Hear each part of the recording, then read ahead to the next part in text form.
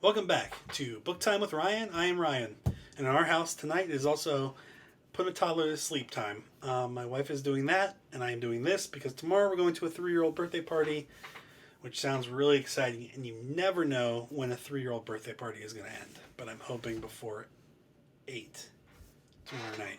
We shall see. I'm going to do things a little different today. I'm going to talk about one of my VIP books, and I'm calling them VIP books. It's basically some of the books behind my giant head, and they're some of the books that are important to me. Some are collectibles, some are just they have some other kind of value to me. But so I'll start with that, and then I'll go over quickly a business book that's going to queue up another book for my next video, which I'll probably do on Tuesday. And then I'll end with what I consider a children's book, but it has a little bit of a story behind it. So, first book. First, I guess, story. I don't know how long ago now, a while ago, I started dating my wife, and although she was not my wife at the time, clearly, so when we first started dating, my wife is from Uruguay originally. She was born in Uruguay, which if you don't know where that is, that's a small country between Argentina and Brazil. And I didn't know much about Uruguay, so I wanted to learn a lot more. And I found a National Geographic from 1948 because something from 1948 will tell you about your future wife. Not likely. Anyway, so the title of the article is "The Purple Land of Uruguay," and it starts off some three-quarter of a century ago. Some three-quarters of a century ago, W.H. Hudson rode the rolling plains of Uruguay and later described them in his unforgettable novel, The Purple Land. Two things are wrong with that entry. I don't think William H. Hudson ever actually went to Uruguay. He was born in Argentina to English family and eventually moved to England for his adult life, or later in his adult life. He also, it mentions that his novel was unforgettable, but it turns out the initial release of his novel was very forgettable. And I have the first edition of his novel. So, published in 1885, it came out in two volumes, Volume 1 and Volume 2. This one is actually signed by William H. Hudson, makes it pretty cool too. It says, with the author's best regards, October 20th, 1885. It wasn't met with success. It was basically a failure, and where this book started as two volumes, a chapter was removed to make it more accurate, and then the two volumes were combined, I think in 1887 or 1889. And it was a failure. It wasn't a popular book, probably because William H. Hudson was in England, and his book was titled "The Purple Land that England Lost," which I'm sure did not resonate with a lot of people in England. It wasn't until 1907 that it was reissued or republished with a new name, "The Purple Land." So they took out the negative part about England losing it, and it was a success then. And basically, it's about this English guy who lives in Argentina and has a girlfriend that he really likes and proposes to her and gets into trouble with her dad. And they flee to Montevideo across the river and basically go through the lands of Uruguay as they're trying to evade her father's search. And they kind of get in trouble along the way, or she stays, I think, in Montevideo, and he's the one that's going around. So he goes to different estancias and learns about the people of Uruguay and kind of falls in love with them. I think it's set in the 1820s, but obviously it was written in 1885. And it's something that Louis Borges says is the greatest gaucho tale ever told. Gaucho's a cowboy. So in 1907, the book became a success as The Purple Land. And then it's mentioned in Ernest Hemingway's The Sun Also Rises. And I will read just a bit of that. From The Sun Also Rises, then there was another thing. He had been reading W.H. Hudson. That sounds like an innocent occupation, but Kahn had read and reread The Purple Land. The Purple Land is a very sinister book, if read too late in life. It recounts splendid, imaginary, amorous adventures of a perfect English gentleman in an intensely romantic land, the scenery of which is well described. For a man to take it at 34 as a guide book to what life holds is about as safe as it would be for a man of the same age to enter Wall Street direct from the French Covenant, equipped with a complete set of more practical Algier books. 34 doesn't seem late in life because I'm 37 and I still feel young. But I think that's probably what also helped out the book. He also wrote, William H. Hudson wrote Green Mansions, which was made into a movie, and there is a statue in Hyde Park in England dedicated to the bird woman from Green Mansions. I think Green Mansions takes place in Guyana, maybe. So that's the first thing, The Purple Land. I read it in the summer, drinking mate next to a pool. It made me fall in love with Uruguay and I wanted to visit. I haven't visited yet, but I want to visit and learn about where my wife grew up. And it also made me want to engage in gaucho knife fights in the 1800s. So maybe it is sinister, but I liked it. It was a good book. Read really well for 1885, and it is a nice. It's a nice tale. So I recommend it. Purple Land, easy, relatively quick read, and it kind of takes you back to another time, probably in a country you haven't been to. So, because I haven't been to it either. The next book I am going to talk about, and let me pull up my screen again so I can see what I'm doing, is Big Dirty Money by Jennifer Taub. This came out in 2020.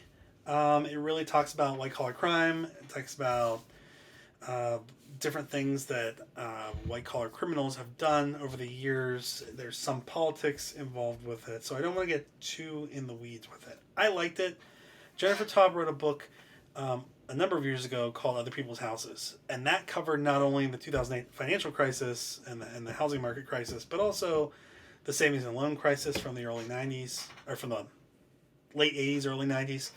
A lot of other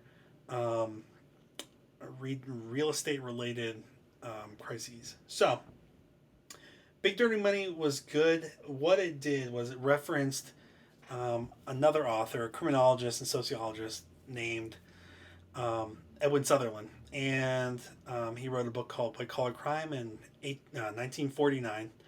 He actually coined the term white collar crime in 1939, and he wrote a book in 1949 and then died in 1950. Apparently he had a stroke, hit his head, and died on the way to the hospital in 1950. He was 67 years old. So this book I enjoyed. I thought there was a little too much politics sometimes, and the reason I have issues with some politics in financial, business, economics books is it takes away from some of the legitimacy of things that are being brought up. Sometimes it feels like I think it detracts from legitimate arguments that are made. There isn't a whole lot of that, but there is some of that. So, but I think it's a good book, and I think it's worth the read. And it has brought me to another book that I will talk about probably in the next video. But Big Dirty Money, the shocking injustice and unseen cost of white-collar crime. Because there are costs to white-collar crime. And what are we talking about? We're talking about fraud. We're talking about market manipulation, different kind of violations of public trust with that stuff. So, the final book tonight is the one that I consider... I don't consider it a kid's book, and I'll tell you why. But this is my daughter's book. Dinosaurs, the Smithsonian. It's the visual encyclopedia. What is this? This is such a cool book. And here, let me tell you why I like this book. These are the books that I liked when I grew up. When I was growing up. The book shows you... I'm trying to find some cool dinosaurs here.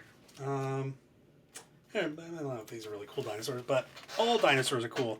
The thing I always liked about these books, not only do they have illustrations, I mean, that's really why you want to read a dinosaur book when you're little, but they have these little size comparisons of the dinosaur to a typical human being. And I got really into that stuff. I was always comparing the sizes and thinking, what would it be like if you were next to something that's taller than your house, but also alive and could crush you? The thing was, I bought this book. I bought a book. I bought them. I bought this book. Um, Maybe 5 years ago.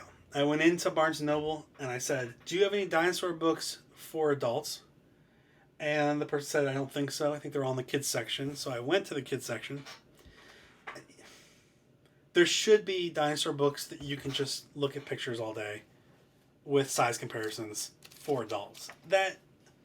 This is, look at this. This is scary stuff. Like, that's for a kid. The thing is eating another dinosaur. I don't even know what kind of dinosaur that is. It's eating it.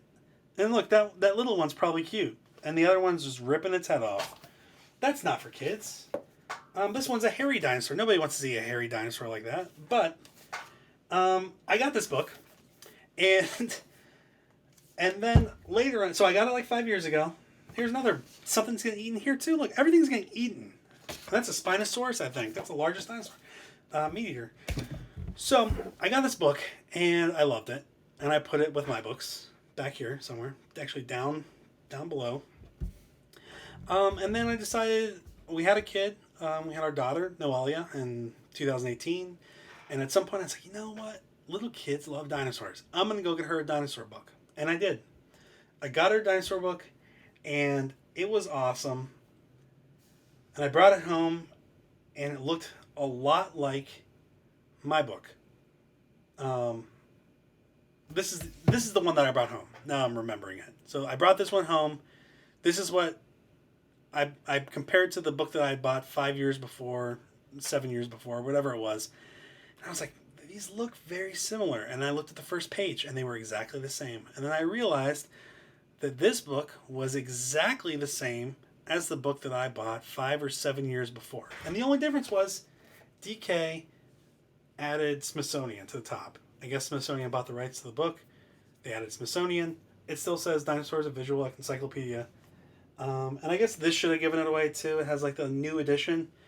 So I had 2 editions of the exact same book, and not the kind of books that you really need multiple editions for. And they were basically exactly the same. So, I mean, what new is happening in this area? Specifically, pictures of dinosaurs in books for kids. Books that are in the kids section that adults can buy too. So, luckily, Noelia, we went to a dinosaur thing, a drive-through. It was during the pandemic. So we went through a dinosaur drive-through animation, kind of animatronic thing. And she and her best friend, who's the same age as her, we're going to her birthday tomorrow. They ripped it. It got ripped. It got destroyed. And luckily we had the second book, so that book was thrown away, and this book is the one that remains, the newer edition. But I don't know if I consider it a kid book, but it certainly brings the kid out in you when you're reading it. So that's my equivalent of my daughter's book tonight, but it's probably good to remember that I bought this originally for myself, and you can too.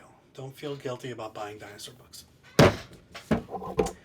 And that's it today. So I know I went over the business book pretty quickly. I didn't want to get too much into it. I think it's a good book. I think it's an area that is interesting to read about, white-collar crime, because it affects so much of your life, whether you know it or not. And that's kind of the point of some of these books, to talk about the unseen damage of white-collar crime. If you haven't read The Sun Also Rises, I recommend it. Well, that's not what I was really talking about. And The Purple Land, if you want to learn about one of the smallest country, the second smallest country in South America, with the second furthest south capital city of Montevideo, and you want to read about Uruguay from the early 1800s, written in the late 1800s by an Englishman who didn't like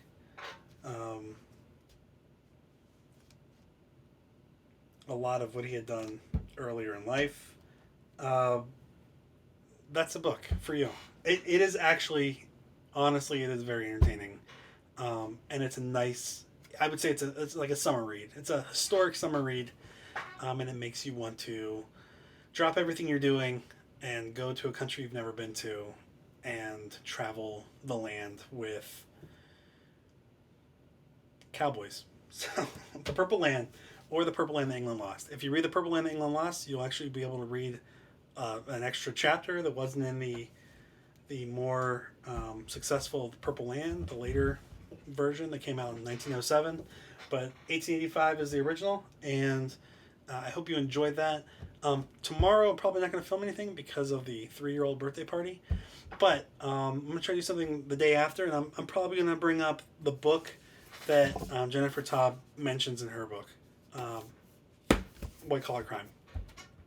There's a very cool story about that, and I'm very excited to say it.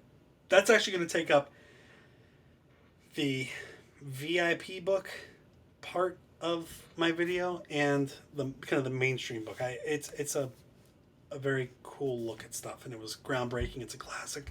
It's an iconic piece in the criminology of white collar crime. And finally, I bought a book which I'm very excited about. And I'm not going to tell you what it is yet, and I think it's going to be delivered this week, hopefully. But it's larger than any other books I have on my shelves. It's going to have to lay down flat. But it's about libraries, the most beautiful libraries in the world. It looks amazing. If it's the same one that I ordered that I saw a video on YouTube about, it's amazing. So if you like looking at books, you like looking at people displaying books in historic libraries around the world, beautiful libraries around the world, I think this book's going to be interesting to look at. So I'll use that. I'll have that in a future video once it arrives, and hopefully it lives up to my anticipation. So thanks for joining me again. I know this was relatively quick, 16 minutes. Probably going to hit 17 minutes here. But thanks for coming back again. And I think there's like 7 subscribers now. So thank you for anybody who joined since the last video, which was 3 people, if I'm doing the math correctly. Maybe 2 or 3. And please let me know if you have any thoughts. If you want me to hear me talk about anything. I'm still reading House of Leaves. I'm on page 100 something. I'm reading it, but it's slow. It's an interesting read. It's like there's the structure of it. It's hard to get a certain speed reading going because there's footnotes and you have to go back and forth between stuff. But it's really interesting. So I'm enjoying it. It's really creepy, and things that we've done in our house have made the experience even creepier. But I will talk about that when I'm done with it. It seems like it's going to be a while. So I'm trying to fill it with books that I've recently read that I know enough about that I can talk about while I'm waiting to get caught up on a book that I'm currently reading. That seems like it's going around BookTube anyway, because I've seen it referenced in a lot of places. So again, thanks for joining us. Thanks for joining me. And I hope you will come back. Thanks.